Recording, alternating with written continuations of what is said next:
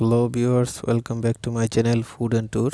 Viewers, আজকে আপনাদেরকে দেখাবো কিভাবে আলুর চপ তৈরি করতে হয়। ভিউয়ার্স, এটি খুবই সহজ একটি নাস্তার রেসিপি। ভিউয়ার্স,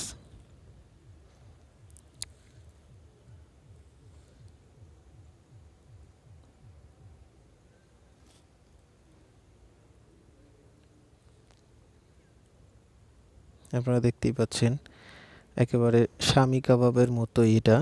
চলুন আমরা দেখে নিই কী কী উপকরণ লাগবে, কী কী করবেন।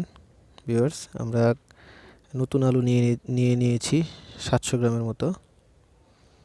ভিউয়ার্স, আমরা এটা ছুলে কেটে নিচ্ছি।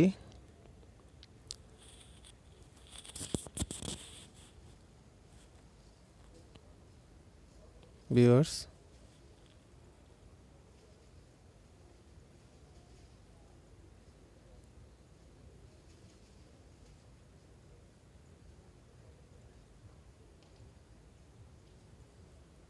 আমাদের আলুগুলো কাটা শেষ।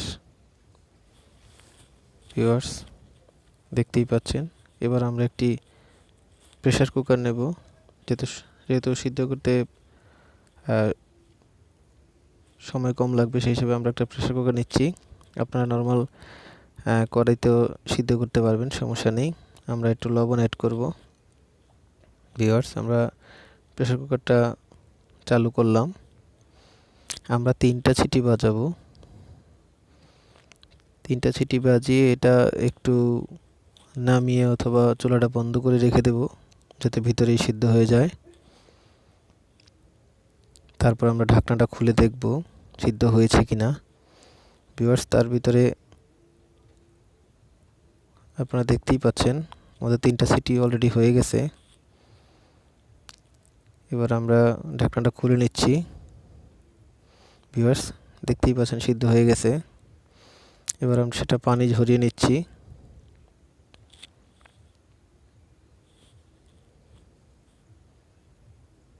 ভিউয়ার্স, আমরা এটা এবার একটা বাটিতে নিয়ে সেটাকে চটকিয়ে নিচ্ছি, দেখতেই পাচ্ছেন। ভিউয়ার্স, আমরা একটি বাটিতে পেঁয়াজ বেরেস্তা, ভাজা মরিচ, শুকনো মরিচ গুঁড়ো করা, তারপরে হচ্ছে কাঁচা মরিচ এবং ধনেপাতা আর হালকা একটু লবণ নিয়ে আমরা সেটাকে ভালো করে মেখে নেব।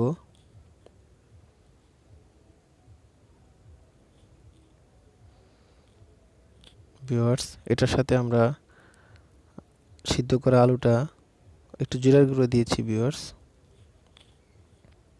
যাতে সেন্টটা ভালো আসে। ভিউয়ার্স, আমরা সিদ্ধ করা আলুটা এবার অ্যাড করে মিশিয়ে নিচ্ছি ভালো করে। ভিউয়ার্স, এরকম হবে। আর আমরা একটি ডিম ফেটিয়ে নিয়েছি, দেখতেই পাচ্ছেন ভিউয়ার্স। আর আমরা নিয়েছি ব্রেড ক্রাম। আপনারা চাইলে টোস্টের গুঁড়াও নিতে পারেন। ভিউয়ার্স, আমরা ডিমটা এখন লাগাবো না, আমরা শুধু ব্রেডটা অ্যাড করতেছি, যাতে একটু শক্ত শক্ত হয়। ভিউয়ার্স, আমরা ডিমটাতে ক্রাম লাগাবো। ভিউয়ার্স, এরকম হবে, দেখতেই পাচ্ছেন ভর্তার মতোই, আলু ভর্তার মতোই, বাট এটা অনেকটা টেস্ট হবে। ভিউয়ার্স, আপনারা দেখতেই পাচ্ছেন এভাবে আমরা গোল্লা করে কেটে নিচ্ছি।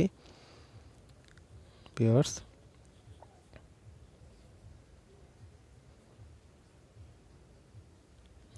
আপনারা দেখতেই পাচ্ছেন আমরা এটা হাত দিয়ে এগুলোটাকে কাবাবের মতো তৈরি করছি, বা চপ বলা হয়, যেটা যে দিকের যেরকম ভাষা, সমস্যা নেই।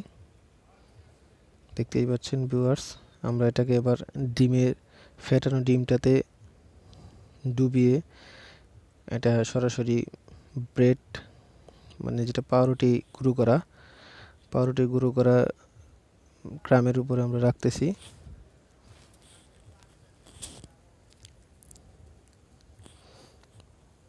ভিউয়ার্স, এভাবে ক্রামটা ঝরিয়ে একে একে এভাবে সাজিয়ে রাখলাম। ভিউয়ার্স, আমরা এটা একটু 20 মিনিটের মতো ফ্রিজে রাখবো, ডিপ ফ্রিজে, যাতে করে উপরের অংশটা শক্ত হয়ে আসে।